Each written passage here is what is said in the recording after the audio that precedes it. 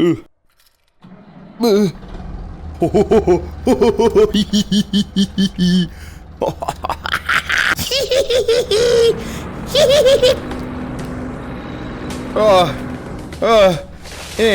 everybody, and welcome to the first actual video I've made on the game I've been helping and developing for the past 2 months. Welcome to Kildozer. This game, obviously based off real world events, is a VR take on the very well-known story, and so far, we've really expanded it in the past, well, 2 months than we ever have before. So let's just start by playing it. Now, when you load into the game, it plays that little tutorial sequence I showed you. In fact, let's reset to it so I can properly show it to everybody. You start in a dark cabin. It's honestly so dark in here. I'm just gonna do us all a favor and turn this light on. Okay, that bypasses all the tutorial controls. Bogan, I'm coming for you. Anyway, when you start in the tutorial phase, we've tried to do very diegetic tutorials, so like a light will appear where you gotta interact. So you turn the key on. Oh, another light. Bada bing. Oh, an arrow. Oh, load the weapon. Oh, grab the weapon. Oh, choop.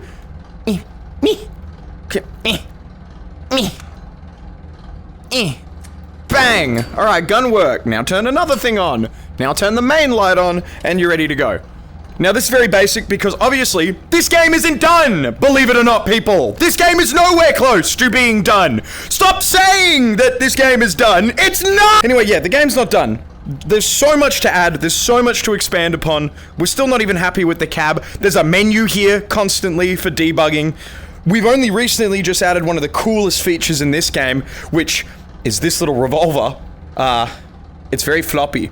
And our commitment to making everything as interactable as possible and as physical as possible will never halt. So let us cook and please give us feedback, because all the feedback we're getting is half the reason this game is improving as quickly as it is. The other half is at the local Bogan. Go follow him, go talk to him. He is the best developer we've ever worked with, and this dream could not have been realized without him. Also, shout out Dad for the idea. The fact that my dad came up with this idea as a game still shocks me to this day. I never thought that people over the age of 30 knew anything about video games. Please, Dad, you know I love you. All right, anyway, enough yabbering. Let's just play. All right, boom. We've breached the shed. Anyway, so this is the start of the game. We are all the way here on the map. Again, people have complained about the paper map, saying it's disorienting. And to that I say, no shit! We try so hard to make this game as accurate to what it was like to pilot this thing years and years ago when everything happened, right? So, in saying that, it means we've tried our darndest to nail exactly what it was like to pilot the thing. But again, disorientation is real. We can't really, 100% guarantee that everyone's gonna have fun when you don't really know the map you're in without, just playing it. So we've included one mechanic that will probably be phased out later on in the campaign, but for now, we like to call it just objective vision. We have no real name for it. Hold one button. Sorry, wrong button. Hold one button. You can see an outline of where you're meant to go. Let go of it, it disappears. This will, again, it's a very casual little new baby feature that I don't think everyone's gonna want to use, but for what it does, it is exceptional. You are locked in this cab. You have nothing but your movement controls, 3 cameras, and a couple of viewports to see the outside world. Oh, come on. Bam. And because of this, it just means that, not everyone's gonna have a fun time trying to experience peak. Because our game's peak, right? Anyway, here we are at the start of the game. I'm going to preemptively just load all my weaponry. Physics-based interactions with all our weaponry. So it means you can grab them anywhere and move them around anywhere. But it also means you can do one thing that most VR games don't allow you to do, and that is hold the bolt open, load the mag, drop the bolt. That still is the coolest thing that you can do, in my opinion. And it literally came a little bit by accident, just because we decided to make everything super physical. So again, thank you, Bogan. You are based. Continuing forth, we've got the best weapon. Oh, whoopsie daisy. I accidentally dropped a bullet grabbing my mag. Don't worry, we just added in this update hand loading, so you can put a bullet back in the mag if you drop it. Isn't that awesome? Ugh, my bounds. We also added smooth turning. Yeah, smooth turning for those who asked for it. Smooth turning. Anyway, quickly rack the gun. Very good. I'm gonna shut these because I don't want to have bullets flying through my cabin and into my head, which is something that can quite possibly happen. Ugh, my hand's stuck. Let's continue forth. Now, I know where we're meant to go because I've done enough testing to know the entire map. I'm going insane? It's fine. We have 3 monitors, which, if you notice, the closer you get, the more you see a real ripple effect. Because, you know, we're awesome and we know, you know, we're awesome. But on top of that, we have our front camera, which is right above the dash. Our back camera, which is below next to the claw, which you can see if I move this switch moves. See? It's wiggling. And then our selectable camera. Now, we've got the front mode, which displays pretty close to the front bucket. You can wiggle that around. We've got the left camera, which is pretty much... Where would it be? Let's spin around to give you a better idea. Okay, there's pretty much the back left half of the cab. And then we've got our right camera, which is the back right half of the cab. Now, me personally, I think looking through cameras in a VR game to figure out where you are is so cool, because you have no idea in this, especially by what we've tried to design it, you have no upfront idea of what's outside the cab. For example, you try and stick your head through, you get pushed back. See? It's, you know, we've already got that in the game, so you can't glitch it. You open a window and try and stick your head through, you get pushed back. You can't look outside this machine, and that is to make sure that you have the worst time possible trying to break the game and cheat. You have to look through these, you have to use your viewports, and you have to discern where you are based off, you know, exactly how he did it in real life. Speaking of in real life, let's go to the first objective. You know, it's gonna take us a while to get this, so I might as well keep rambling. In this game, we are trying to prioritize destruction and optimization. So, let me just... There we go. Destruction, meaning all these props that you collide with can break. And all the houses you collide with can break. Now, right now, a static animation, which means you run into it and it will play an animation. Later on, we're gonna have everything be physically chip-awayable, just like destructible, the proper destruction. Right now, it's not a priority. The priority is to make sure everything's awesome, and we are getting there. Another thing some people have mentioned, the ability to destroy every house technically is unrealistic to the goal of, you know, what happened in real life. And that's very true, which is exactly why in the game you have set objectives, like the one we're going to right now, which is, I don't know, give or take over there. So this house in front of us, for no reason in particular, I'm going to run through it because I feel angry, and I'm going to run through it. There we go. Oh crap, okay. It's rocking the cab. Whoa, whoa, okay. Oh yeah, okay, this is not good. And that's the next part of this. Once you destroy things, police show up. Because, you know, you can't have a game without enemies to fight. So let's get involved. Oh god, where am I? Where am I getting shot at from? Okay, rotate. I got up.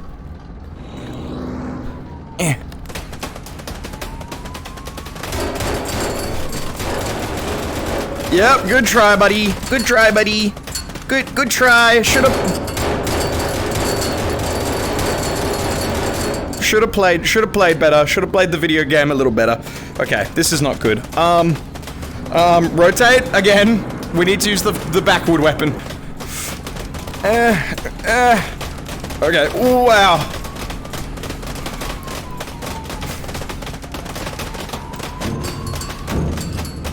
Come on. Alright, there goes that one, and you. There is no more. Alright. Oh no, there is still more. Where am I being shot from? I don't know where I'm being shot from. Oh, right there. Okay. Yeah, we're loaded.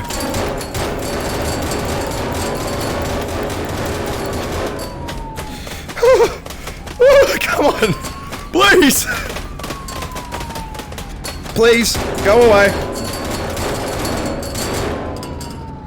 Alright, cool. Okay. I'm gonna back off!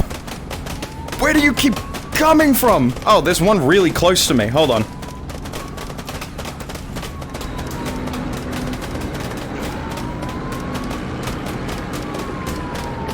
Run over the car! Oh no. Alright. That is still something we have to work on, is like damaging machines with your Kildozer. Like, the actual logic behind that is still not in the game, but it is something that I think will be introduced later on, because it is so funny to run into things in this game. Oh my goodness, I am getting lit up. Before the thing breaks, let's get to the objective. This is probably a good time to mention, why do you have a cigarette in the cab? Later on, we're hoping to make this a game mechanic where stress builds. We had a stress meter here for a while, but since it's not fully developed, it's no longer here. You pop the cigarette in your mouth, your stress goes down. Later on, you'll just have a whole packet of them that'll run out throughout the playthrough of the game. So you'll have to keep using them, otherwise you won't be able to see very well. And in a game where, well, vision already matters as much as it does right now. Okay, hold on. I gotta move the thing down. In a game where vision matters as much as it already does, getting tunnel vision is going to be an absolute harrowing threat. Piss off, Matt. Okay, well, I think I'm going over the car. That or I'm pushing the car. I don't know what's happening. It's fine. Okay, I've pushed the car. Hold on. We'll just put it out of commission. Oh my goodness, I'm still getting shot at. I'm still getting shot at. Now, as you guys can see, I'm not very good at operating this thing, and that is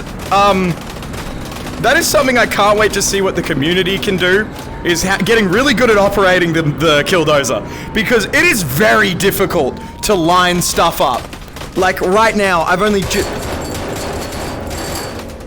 just gotten that police car in my line of sight.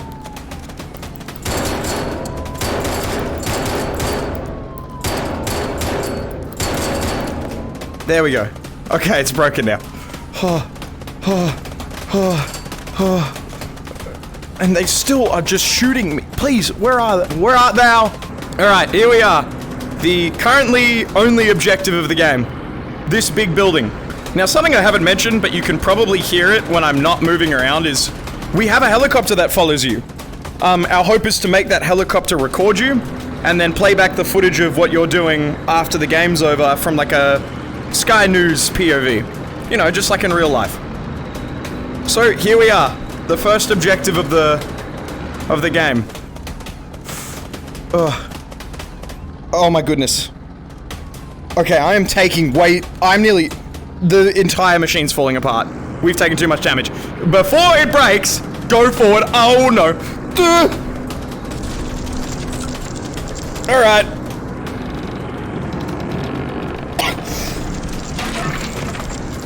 We've done it. Oh my goodness. Okay. We're good. Hey, let's quickly turn around and see what that did. So, the reason the cab rocks around a bunch is, again, everything's physical. And it being physical means, you know, you're meant to be able to experience the jitter of it. Oh my god, this thing turns so slowly now that it is this damaged. Oh, okay. And as you guys can see, most of the building is completely destroyed. Now speaking of completely destroyed, I don't think we can get further than this, because we've lost the gauge, everything's going down.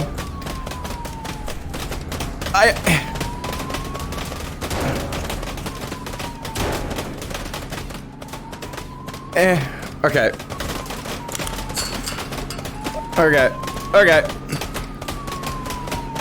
Again, grabbing bullets are a little bit finicky, but, you know, what can you do?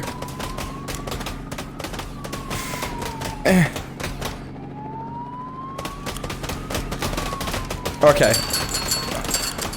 I've accidentally turned a monitor off. That or it's broken, I can't tell which. I can't even see the bullets I'm trying to grab, this is not good. Alright guys, well, this is the official ending of the game. Goodbye!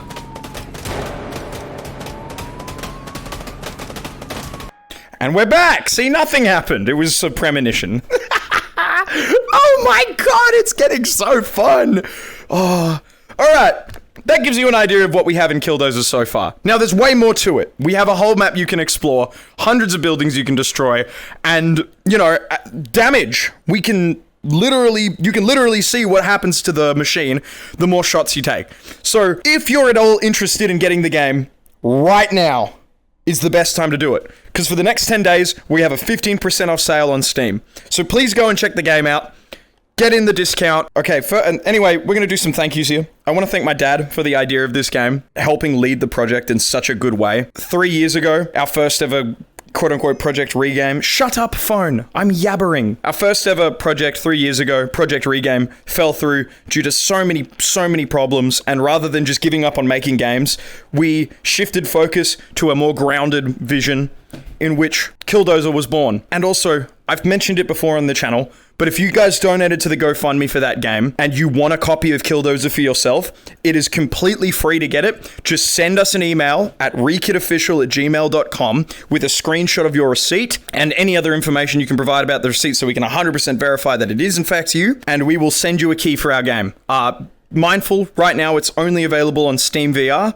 So you need a PC VR to run it, or at least a PC that can run Steam VR with a Quest. The next thank you is to the local Bogan for being an amazing developer and realizing all the visions we've had for this game, while being incredibly patient with our own very lackluster development skills. You know, for someone who did a design and philosophy course for like a year and a half, and learnt fuck all about code or game engines or anything outside of just how to write ideas well and then pseudocode it all.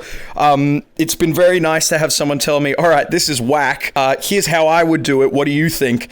As opposed to just blindly following along in something on a document that then breaks a month later and we have to revert back, like what happened when I first tried to make this game, or like what happened when we first tried to make Project Regame. And finally, I want to thank the audience. Thank you all so much for the support you've shown on this game, for purchasing Kildozer and giving us your honest feedback, for joining the Discord and telling us what's up, for sticking through the shit, and for everyone who's left a positive review on Steam. It helps so much when we get positive reviews on Steam because it pushes the game to people who actually will benefit from seeing it. So, yeah, that's about it. Like, subscribe, buy Kildozer, do all the things. Bye-bye!